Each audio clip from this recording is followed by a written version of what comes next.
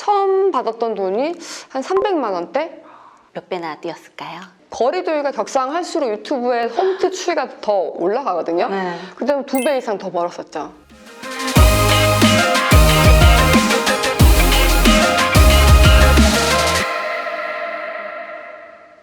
안녕하세요, 구독자 여러분. 이 시대를 대표하는 다양한 분들을 만나 돈에 대해 이야기하는 시간 하나토크TV 돈을 말하다 하나 MC 김명지입니다. 오늘은 정말 반가운 얼굴을 모셨는데요. 저희 동년배라면 이분의 이름을 한 번쯤은 들어보셨을 겁니다. 일명 다이어트 끝판왕, 홈트 시조새, 스트레칭의 여왕.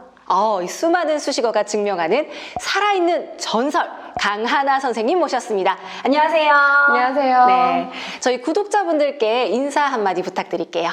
안녕하세요. 스트레칭 강사 강하나입니다. 10년 전에는 대한민국 여성분들 하체를 책임졌다면 다시 돌아온 지금은 대한민국 모든 분들께서 스트레칭을 통해서 건강한 삶을 영위하실 수 있도록 도움을 주는 스트레칭 강사입니다. 컴백을 정말 너무너무 환영합니다. 감사합니다. 네. 아니 정말 오랜만이신데 그동안은 어떻게 지내셨어요?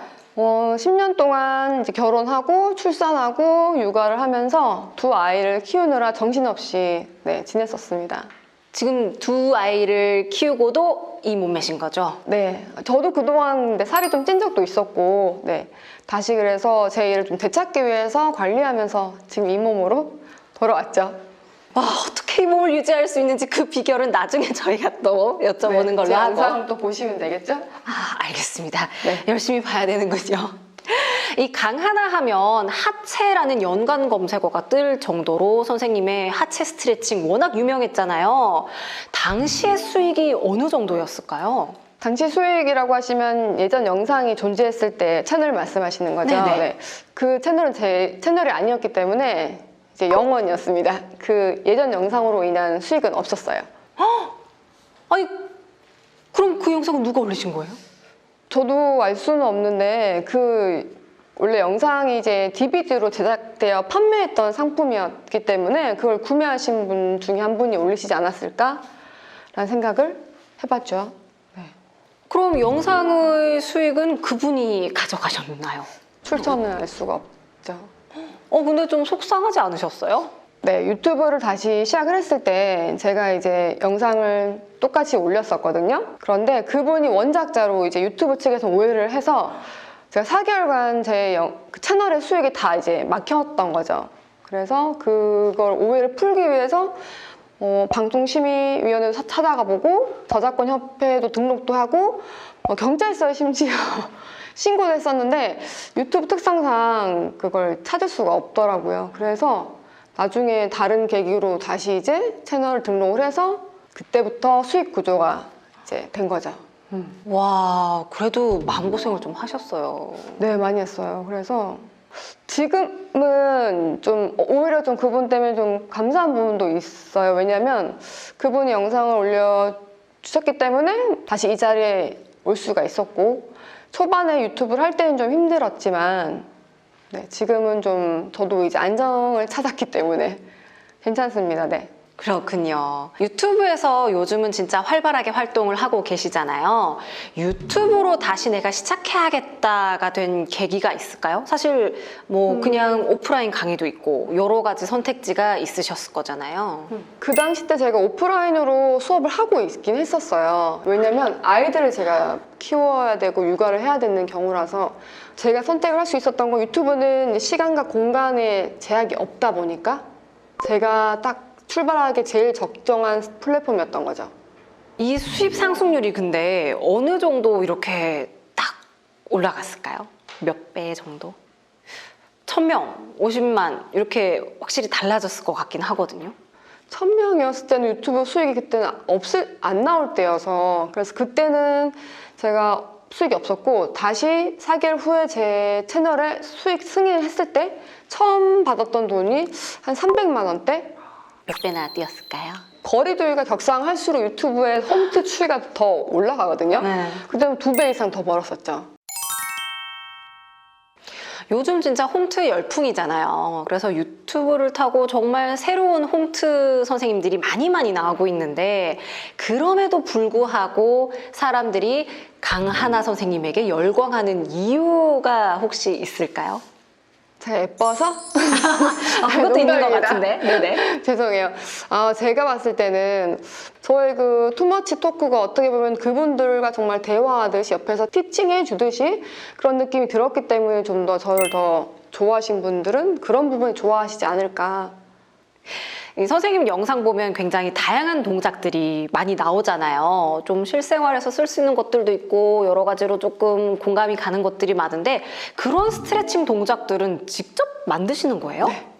저는 다 제 영상을 다 제가 움직이면서 몸으로 해보고 거의 몸으로 많이 해보는 경우가 제일 많아요. 그리고 어렸을 때 제가 무용을 했을 때 저는 그 안무하는 쪽에 좀 관심이 많았기 때문에 많이 그런 걸 좀 공부도 했었었고 그래서 좀 그게 도움이 되는 것 같아요. 몸을 쓰면서 그리고 내가 좀 움직이면서 자연스럽게 그런 동작이 좀 계속 탄생이 되거든요. 그런 게 조금 짜다가 딱 막혔을 때는 어떻게 푸세요? 막혔을 때는 좀 책을 찾아보죠. 그런 해부학 책, 움직임이 나오는 책. 요즘은 워낙 도서가 많으니까 그 외에는 다 제가 이제 움직이면서 이제 동작을 만드는 경우가 많죠. 역시 부정도둑 아무나 되는 거 아니네요. 지금 아이가 둘이고 공백기가 거의 10년 가까이가 되셨었잖아요. 근데 어쩜 이렇게 진짜 냉동인간이라는 댓글들도 있던데 잘 유지를 하시고 계시잖아요. 와, 근데 이거 진짜 쉽지 않은데 아이들을 키우면서 몸을 관리할 수 있는 비법이 있을까요? 저는 고등학교 이제 때부터 예고를 다녔었어. 워낙 몸을 계속 관리를 해야 되는 일이었었어요. 그래서 그때부터 제가 식단 중에 국물 요리를 안 먹었어요. 그러니까 국물이 있는 음식을 최대한 이제 건더기만 먹는 경우, 그리고 흰 쌀밥은 한 공기를 다 먹지 않는. 그래서 그 두 가지는 꼭 지켰어요. 지금까지도 지키고 있고. 그러면 안 마시세요? 네, 건더기만 저는 먹어요. 대신에 이제 뭐 저는 빵을 또 좋아했어서 다른 부분으로 탄수화물 채울 수 있으니까 빵을 좋아하면 밥을 끊어야죠. 그렇게 이제 네, 전국의 빵순이 여러분, 빵을 먹고 싶으면 밥을 끊으면 됩니다. 배웠습니다. 물론 사람들이 전신 스트레칭을 다 하면 좋겠지만 그러지 못하기도 하잖아요. 선생님이 추천하는 그래도 이 스트레칭, 이 부위만은 꼭 해주면 좋다. 어떤 부위일까요? 저는 상체는 어깨, 그리고 하체는 골반. 이 골반 같은 경우는 우리 척추를 지지하는 기관이기 때문에, 그리고 하체와 또 연결해주는 기관이라서 골반을 잘 풀어주셔야 허리도 건강해지고 또 하체도 또 순환도 되거든요. 상체 같은 경우 어깨는 굉장히 팔 근육과 어깨 관절은 불안해요. 그래서 꼭 어깨 스트레칭은 매일 아침에 일어나서 화장실 가셔서 거울 보시면 꼭 해주세요. 이거요? 네. 그냥 거울 보고 그냥 팔꿈치는 몸통에 붙이고 손만 열어서 이렇게. 윗팔뼈를 돌려주는 거죠. 아. 여기가 펴질 수 있게. 네. 이것만 천천히 하시면 돼요.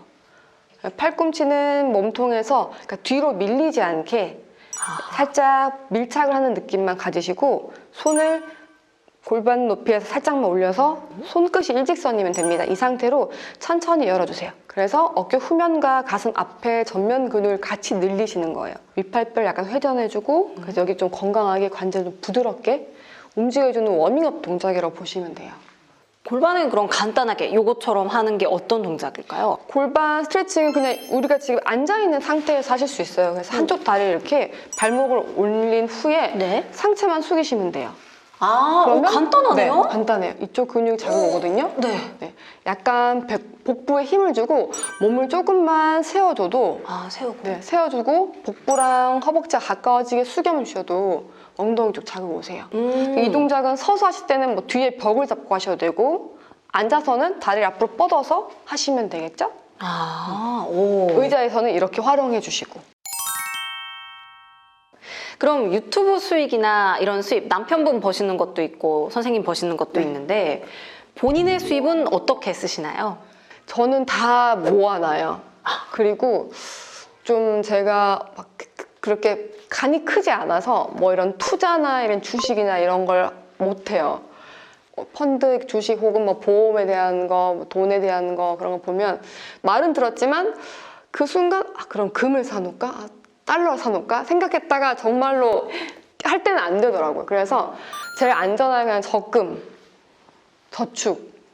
그럼 지금 통장은 몇 개가 돌아가고 있나요?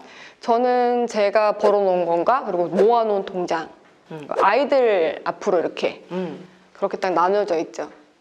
아이들을 위해서는 그냥 일반 적금 통장을 쓰시나요? 제일 중요한 건 건강적인 부분도 있다 보니까 건강에 대한 보험과 그리고 아이들 이제 대학교 들어갔을 때쯤에 많이 자기들이 자기 길을 가야 되는 부분이 있으니까 그 위주로 또 모아놓고 아이들 뭐 청약 이렇게 또 집을 또 사야 되니까 그런 부분에서 나눠서 이렇게 적금 들이고 있죠.